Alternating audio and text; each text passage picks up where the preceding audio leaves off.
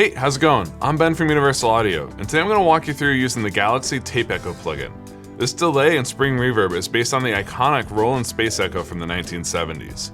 And in this plugin, you're going to find all of the quirks, weirdness, saturation, distortion that you would find on an original unit. And what I really love about it is its real-time tweakability. You start throwing on tracks and you start getting really inspiring sounds instantly. Let me show you what I'm talking about.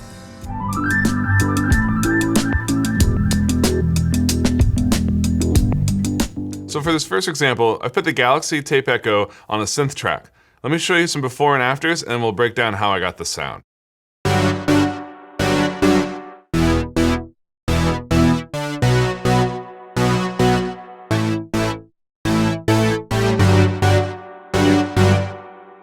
So you can hear the Galaxy is adding a ton of flavor to this track.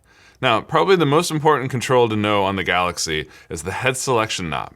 This allows you to select between the 3 different heads on the delay. Each have their own different time range availability. And then as you go to the right side, you can add in the spring reverb and try out different combinations of those heads. And of course, at the bottom, you'll find there's a reverb only setting. Just to the right of the head select, you'll find the echo rate control. This is how you set your delay time for the unit. Now, one thing you're going to notice is as you adjust the delay time, all 3 of the heads will change their values, just like they did on the real hardware. So at the bottom of the GUI, you'll notice there's a tempo sync switch. This allows me to select between note values or milliseconds for my heads. And now, in milliseconds, I can change the echo rate more smoothly than I can when I'm on note values. And one thing that's important to note is that if you set the delay time too long or too short, and it's outside of what was physically possible on the hardware unit, the note values will start blinking, and that means you're not going to be hearing what you're seeing here. So adjust the delay time back down until you see it solid, and then continue rocking from there. So for the second example, I've put the Galaxy on a drum loop to add some extra rhythmic interest to the track. Let's hear what it sounds like.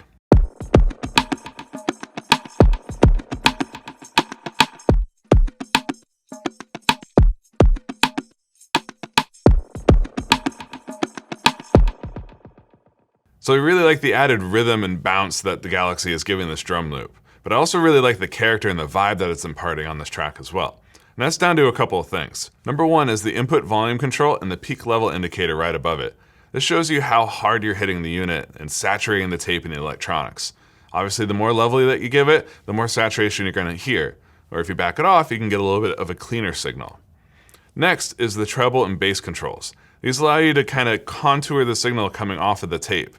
And for a drum loop like this, by boosting the bass and kind of mellowing out the highs a little bit, I'm getting a warmer, kind of richer sound to the delay.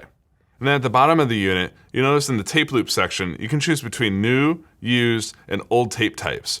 Now each of these have their own sonic characteristics and different amounts of wow and flutter. But just to the left of that is a splice control, which if you automate it, it's basically like just smacking the device in the real world. And so one of my favorite things about using the Galaxy Tape Echo is tweaking these controls in real time and automating really wild, crazy effects by using the feedback control and the echo rate knob. Let me show you an example.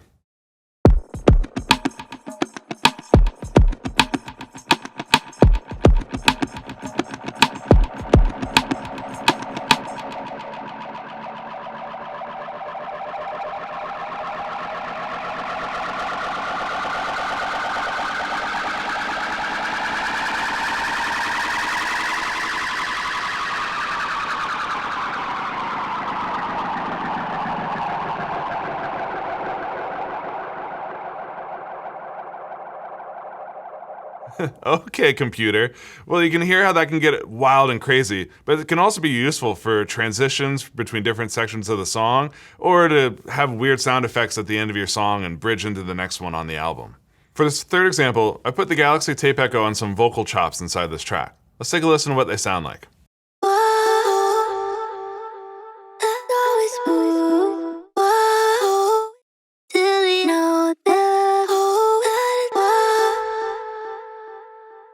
So this is another example of when I take the Galaxy away, the vibe of the track just falls apart. And this is due to a couple things. Obviously, they've got a nice clear dotted eighth delay, but the other side of this plugin that I love is the spring reverb. Let me play that for you one more time and I'll crank up the spring reverb so you can really hear what it's doing.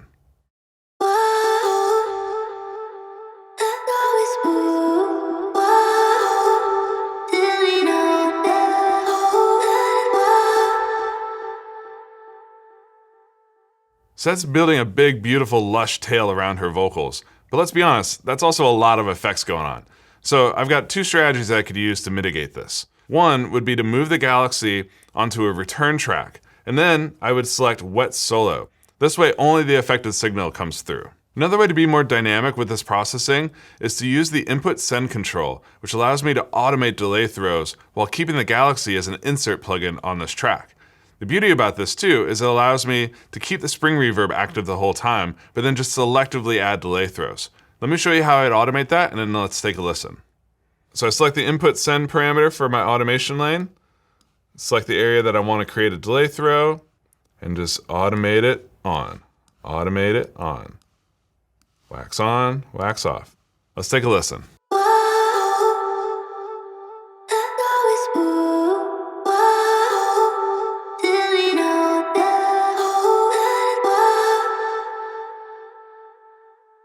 So now I'm getting that beautiful spring reverb, but the delay is a little bit more controlled and only in the moments where there's space for it.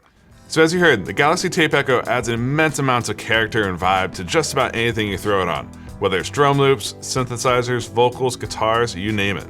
There's also a ton of amazing factory presets that come along with the plugin, so check those out and tweak them to your heart's content. For more tips like this, make sure you subscribe to the Universal Audio YouTube channel, and I'll see you guys in the next one.